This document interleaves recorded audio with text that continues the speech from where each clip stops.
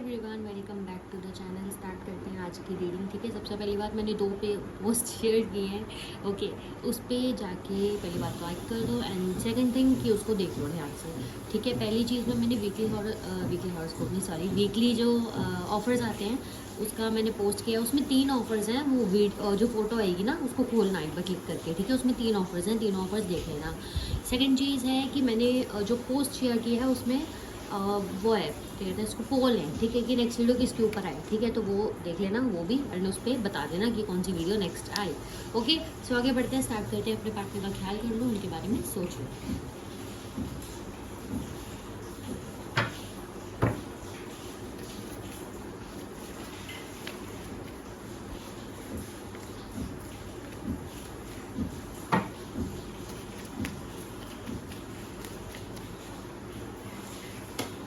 First है हमारे पास कम्युनिकेशन,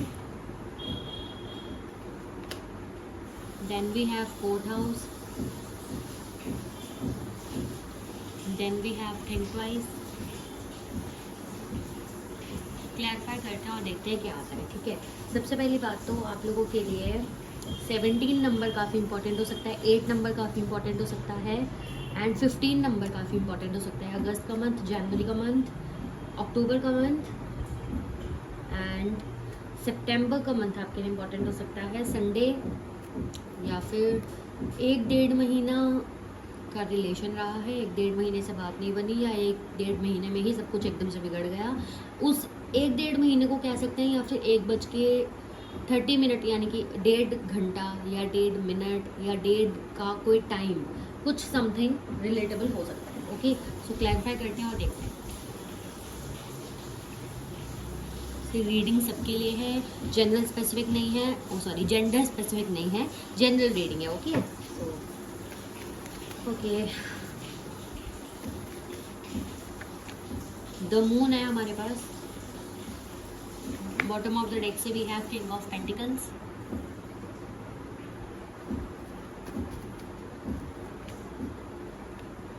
टू ऑफ वॉन्ड्स है हमारे पास। बॉटम ऑफ द डेक से knight of cups,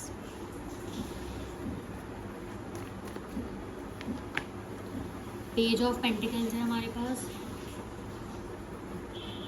bottom of the deck से 4 ऑफ स्वॉर्ड्स है।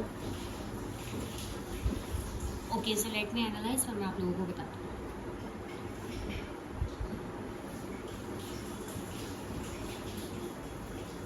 देखो, यहाँ पे मुझे ऐसा लग रहा है कि आपके पार्टनर और आपके बीच में या तो ऑन एंड ऑफ सिचुएशन है, या किसी चीज़ को लेकर झगड़ा हुआ है, या कोई चीज़ ऐसी है जो मिसअंडरस्टूड है।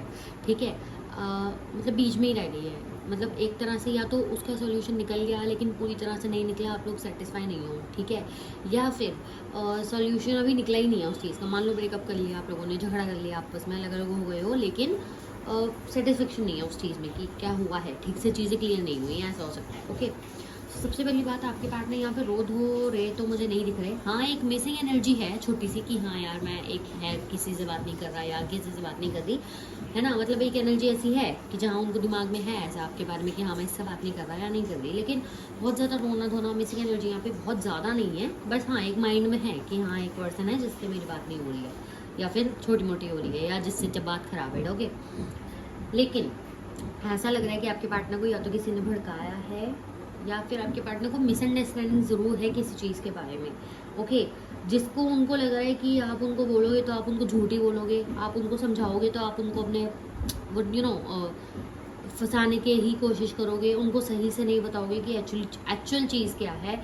ये इनको भी अभी खुद नहीं पता कि मैं सही कर रहा हूँ या वो जो सही बोलेगी या वो होगा। वो बस अभी ये चाहते हैं कि यार मैं अलग रहूँ थोड़े दिन। ठीक है, मैं अपने आप में फोकस करना चाहता हूँ। अभी आपके पार्टनर अपने आप में, अपनी ईगो में, अपनी सेल्फ रिस्पेक्ट को प्रोटेक्टेड रखना चाहते हैं। हालांकि बात करना चाहते हैं, लेकिन उनका ऐसा है कि मुझे भी थोड़ा सा दूर रहना है। मुझे अभी बात करूँगा तो और ज़्यादा मिसअंडरस्टैंडिंग बढ़ेगी, अभी बात करूँगा तो और ज़्यादा दिक्कतें आएंगी, इसलिए मैं दूरी ठीक हूँ। ठीक है, ओके।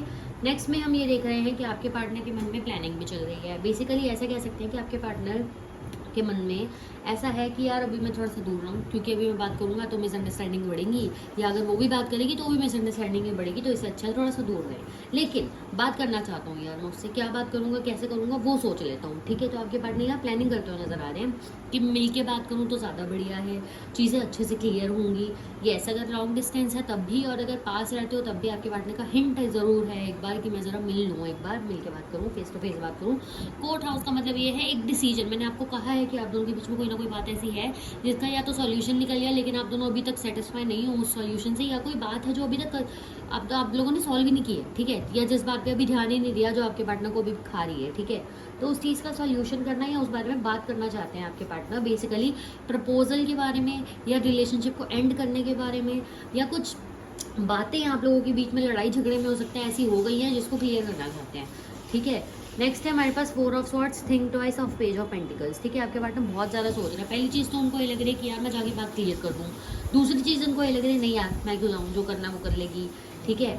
यानी कि वो तो खुश है, वैसे भी उसको कोई फ़र्क नहीं पड़ता। यानी कि देखो थोड़ा सा क्लियर होकर समझाऊँ तो आपके पार्टनर को ये लग रहा है कि मैं नहीं जा रहा उसके साथ बात क्लियर करने, मेरे को इतनी प्रॉब्लम है, वो भी तो आ सकती है मनाने, ठीक है, वो भी तो आ सकता है। हालांकि इनके मन में ऐसा है कि वो भी आएगी तो बात तो क्लियर होगी नहीं, मैं बात करूंगा ही नहीं, लेकिन फिर भी इनके मन में है कि वो भी तो आ सकती है, यानी कि आप भी तो आ सकते हो या आप भी तो जा सकते हो, लेकिन नहीं, ठीक है।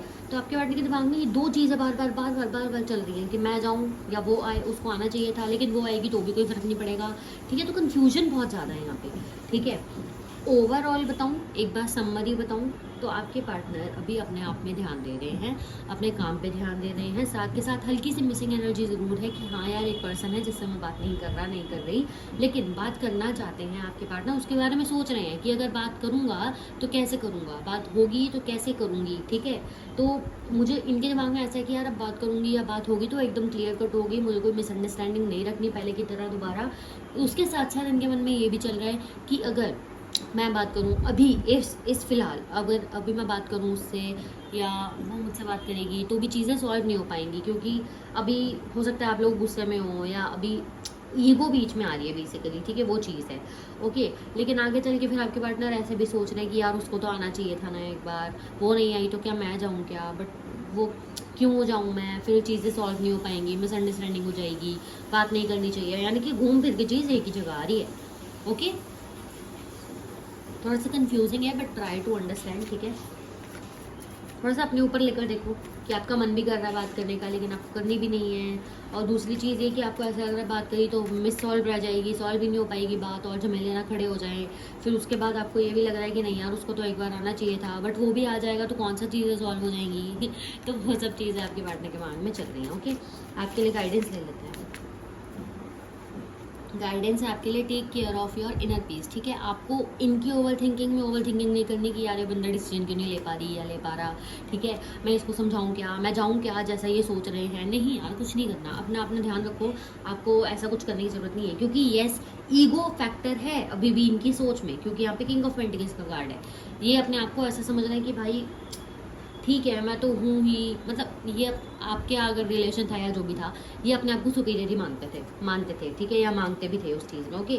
सो take care of inner peace ये बताता है कि भाई अपने आप पे ध्यान दो, थोड़ा सा इनकी ओवर थिंकिंग छोड़ दो, आपने पता कर लिया ना क्या सोच रहे हैं तो बस अपने आप पे ध्यान दो, अपने आप देख लेंगे, आना होगा तो आ जाएगा, नहीं आना तो ना आए, ठीक है। सेकेंड है हमारे पास लर्निंग का, फिजिकल रिलेशनशिप अगर आपका रहा है तो उसको याद करते हुए नजर आ रहे हैं, अगर नहीं रहा तो उसको इमेजिन करते हुए नजर आ रहे हैं, ओके।